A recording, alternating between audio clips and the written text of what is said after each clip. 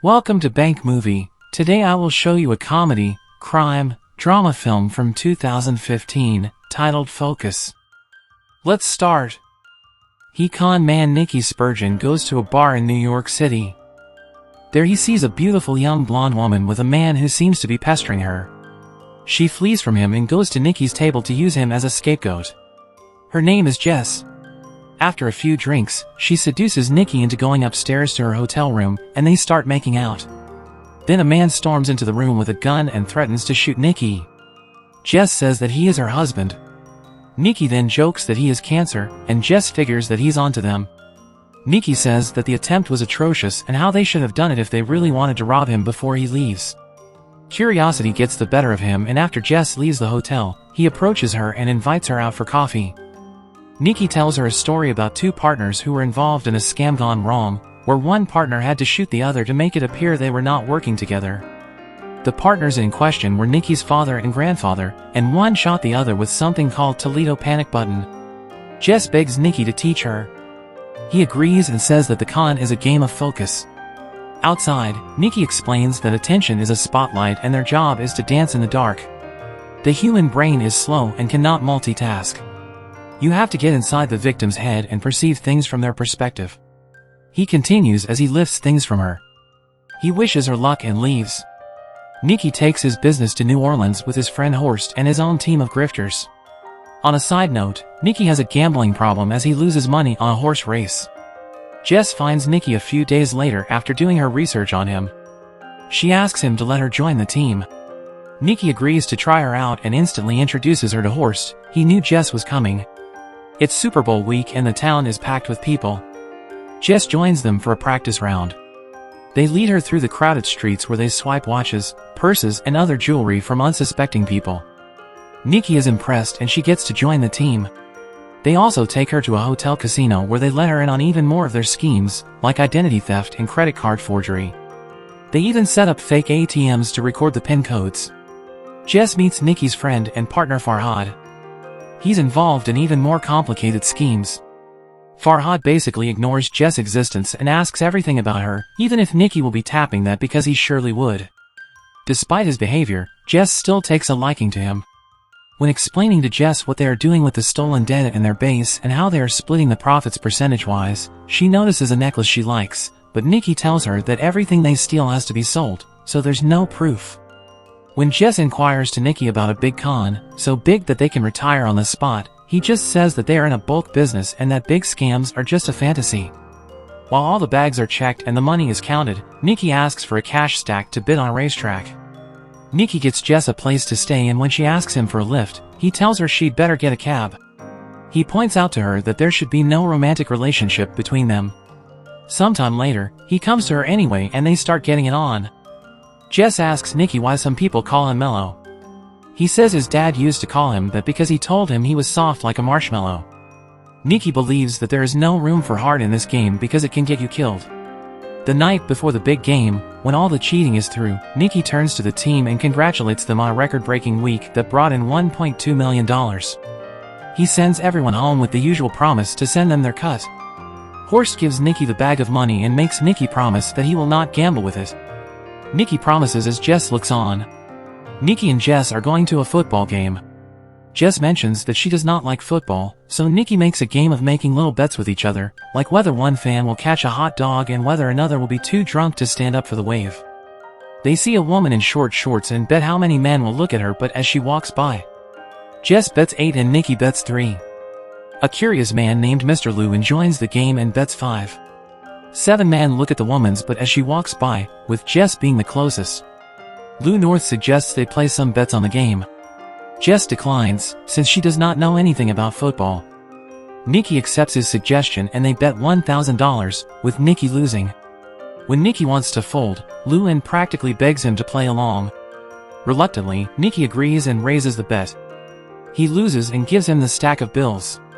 The stakes escalate as the two get going. After losing $100,000, Jess thrusts the bag of cash into Nicky's arms and tells him they have to leave. He takes the money, slides it on the table, and bets all the remaining cash, $1.1 million, on a simple high card draw. Lou is thrilled. He calls and draws a 5. Nicky is elated as the odds are in his favor. When he turns the card over, he sees a 3. He loses everything their team has been working on. Jess sits down in shock and Nicky just stands there stunned. Nicky finally has enough and wants to leave. Mr. Luan goads him again. That's what you get for playing with the big boys. Nicky turns around and decides to double the bet again. He tells Luan to pick any player on the field, and he will guess which one it is, a seemingly impossible chance. Mr. Luan thinks he's crazy and does not bet on crazy people, so he declines. Nicky sweetens the deal by saying Jess will pick the player Luan saw, much to Jess' dismay. Luan cannot turn down free money, so he picks a player.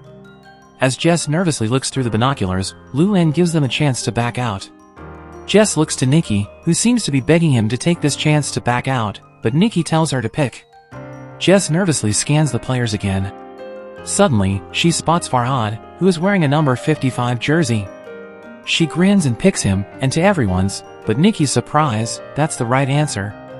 On the cab ride home, Nicky, now carrying a lot of money, explains to Jess that this was planned from the beginning. He knew Luan was a notorious gambler, so he set it up so Luan would see the number 55 throughout the day, subconsciously making him pick that number when the moment was right. Nicky then has the taxi pull over while another car pulls up behind them. He instructs the cab driver to take Jess to the airport. He leaves her share of the money and drives off without another word, leaving Jess confused and heartbroken. 3 years later. In Buenos Aires, Argentina, Nicky is working with a billionaire race car owner named Rafael Garriga and his partner Owens. They are in possession of a revolutionary new fuel burn algorithm that will give them an edge in the upcoming season. However, Rafael is worried that this will not be enough. Therefore, Nicky is to pose as a disgruntled former employee of Rafael and sell a fake version to another team owner, McEwen, who is his biggest competitor. As a result, the competition gets slower while he gets faster. Nicky goes to a party at Rafael's mansion. He tells the bartender to pour him water when he asks for vodka on the rocks, since he is an alcoholic, to give the impression that he is getting drunk. Nicky makes conversation with all the guests. When he goes to confront Rafael as part of his plan, he sees Jess coming down the stairs in a stunning red dress and freezes. She kisses Rafael to Nicky's disdain. He then approaches Jess and she assures him that she's doing fine on her own and has moved on from the deceitful game. Nicky looks dejected and goes to get a glass of vodka. He gets poured water instead. Another bartender told everyone about his problems, so he does not even get a drink. After getting drunk on Appleton, Nicky plays his part as a disgruntled employee, but instead of shoving Rafael, he punches him right in the face, bending his pent-up anger at him for being with Jess. After Owens escorts Nicky out, he is approached by McEwen's guard and is given McEwen's credentials, inviting him for a lunch. The next day, while Nicky is having lunch with McEwen, Ricky finds it hard to concentrate on talking to him. He is irritated and stares at Jess, who is flirting with Rafael. They resolve to get back to each other later when they have definitive proof that the fuel-burning algorithm Nicky has is real. He approaches Jess while she's away from Rafael and tells her not to trust him. She turns the tables and asks why she should trust Nicky after he left her behind. As she walks away, she tosses him his wallet, hinting that her game is still on point. Ricky strikes a deal with McEwen for €3 million after data shows Nicky's fake algorithm is credible. Nicky spends a lot of time trying to get closer to Jess, using nasty strategies like the old granny who loses her handbag just to talk to her. Jess tells Nicky everything he wants to hear in a flirty voice, and just before a kiss, she whispers softly, "I have learned a lot since we last met, and I'd love to show you, like how I learned to play men like I just played you." She tells Nicky to stay away from her. She's not falling for his bullshit again. As a last resort, Nicky brings in Farhad to convince Jess that she should give Nicky a break and that he's sorry about New Orleans. He hands her the necklace she had her eye on 3 years ago. Nicky manages to have another conversation with her. He tells her that he has not worked in a few years because it does not feel right and that he even turned to his father for help. Jess gets right to the point. "What do you want from me?" Nicky says he's a different person, but as much as she wants that, Jess has a hard time believing it because he's a fraudulent man. Jess leaves and was followed. When Nicky returns to his hotel suite, he sees Jess sitting next to his door. They make love. The next morning, he tells her he's leaving tonight and wants Jess to come with him. Right after that, Owens is at Nicky's door. He tries to get rid of him, but Owen just walks in while Jess tries to stay out of sight. Owens complains about his feelings towards the younger generation and Nicky's lack of progress on the job while pacing around the flat like he's looking for someone. Jess escapes to the balcony where she manages to elude Owens and he leaves after setting down a package.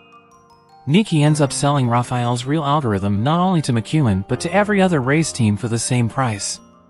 He wishes them all luck and gets the same response, "Who needs luck with friends like you?" amounting to about 27 million euros in cash. Nicky receives word that he has been found out, but he hesitates to leave without Jess. With time running out, he grabs his bags and opens the door to see Jess. "Sorry I am late." One of McEwen's guards buys unusual things in a shop. The cashier gives him a look. After a quick meal, he checks his watch, buckles up, puts on his protective gear, and floors the gas pedal, ramming into Nicky's car. Jess and Nicky are kidnapped and taken to one of Raphael's warehouses with duct tape around their mouths. He was a spy in McEwen's company to keep an eye on Nicky. Raphael tells Nicky that he knows he sold the real algorithm to McEwen for $3 million, but there is $27 million in his bags, from which he concludes that he sold the algorithm to everyone. Raphael wants to know how he get the real algorithm. He holds Jess's nose until Nicky starts talking. Nicky finally admits that he used Jess and put a bug on her necklace, so when she returned to Raphael's hotel room, the bug intercepted his computer password. Jess starts to cry. Raphael laughs because he knows it's a lie and takes the tape off her mouth. She admits to Nicky that Raphael is not her boyfriend, she just wanted his watch, which is worth $200,000. She never slept with him and was not even in his room, even though Raphael kept trying to get into bed with her. Jess did all this to make Nicky jealous and to get revenge. Nicky finally settles for telling the truth, and just as he's about to start, he's shot in the chest by Owens, which horrifies Jerriga and causes him to leave. Nicky appears to be bleeding out while Jess cries and tells him she loves him.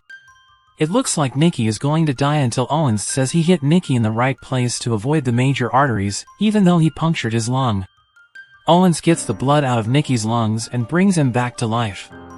Owens then calls Nicky mellow, making Jess realize that Owens is Nicky's father, Nicky Spurgeon, that he was in on the scam all along and that they just performed the Toledo panic button. The package Owens left Nicky one morning was the real algorithm. Owens drives Nicky and Jess to the nearest hospital. He reminds Nicky of what he said regarding putting your heart into the con game and adds that he'll take all the money. Jess helps Nicky walk to the entrance of the hospital. Nicky grins when he notices that Jess is wearing Jerriga's watch on her wrist. The end.